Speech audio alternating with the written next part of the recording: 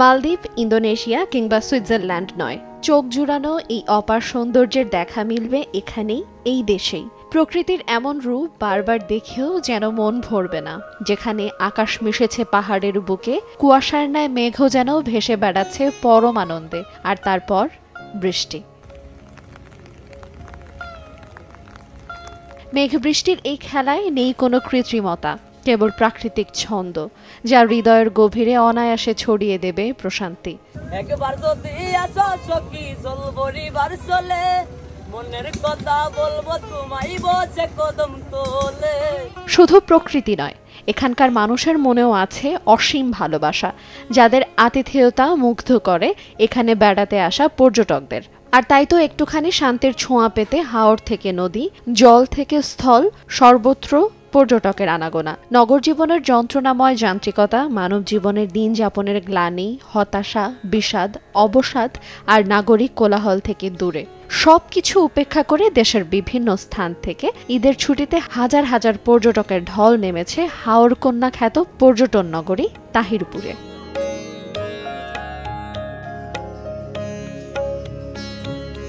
প্রতিদিন শত শত নৌযানে চড়ে পর্যটকরা আসেন টাঙ্গুয়ার হাওর ও জাদুকাটা নদীর সুশীতল সবুজ স্বচ্ছ জলধারায় একটু ক্লান্তি দূর করতে।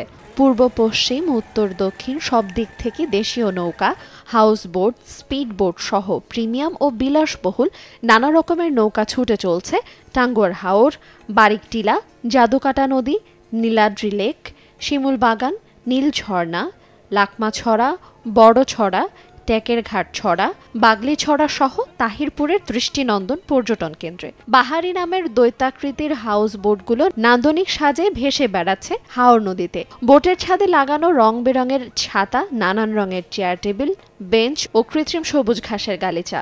আর নোঙরের সামনে দোলনা দুলছে তরুণ তরুণী। ফ্যামিলির সাথে আসছি, রিল্যাক্স হয়েছে, এনজয় হয়েছে। আসলে মেইন কথা যেটা, যে আমাদের প্রকৃতি যে এত সুন্দর, মজা করছি এবং পাহাড় দেখলাম, সমুদ্র দেখলাম, গাছগাছালি দেখলাম, ভালোই লাগছে সময়টা।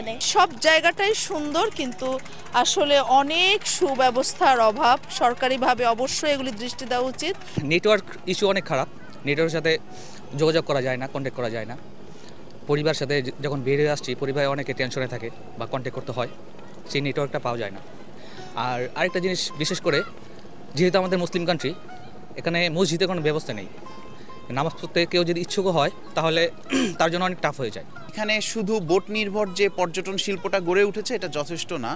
এখানে আরও স্থায়ী হোটেল, রিসোর্ট, মোটেল এই ধরনের বিষয়গুলো করা যায় এবং সরকারিভাবেও এর আসলে স্থাপনাগুলো করা যায়। আমরা জানি পর্যটন কর্পোরেশন বিভিন্ন জায়গায় তাদের কিন্তু ইনভেস্টমেন্ট নিয়ে আসছে, এরকম একটা সুন্দর পরিবেশে টাঙ্গুয়ার হাওরের এই আশেপাশেও কিন্তু আমরা এই ধরনের স্থায়ী স্থাপনা মাধ্যমে পর্যটন শিল্পটাকে বিকাশ করতে পারি।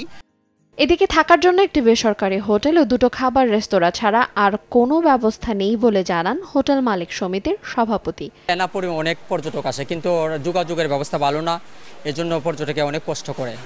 এরপরে পর্যাপ্ত পরিমাণে আবাসিক নাই, এজন্য পর্যটকে এখানে সমস্যা হইতে।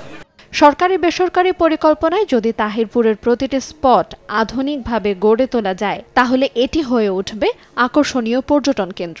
তাহিরপুরের হাতছানি আজ শুধু দেশবাসী নয়, বিদেশিদের কাছেও একটি সম্ভাবনার দুয়ার খুলে দিচ্ছে। সময় সংবাদ, সুনামগঞ্জ।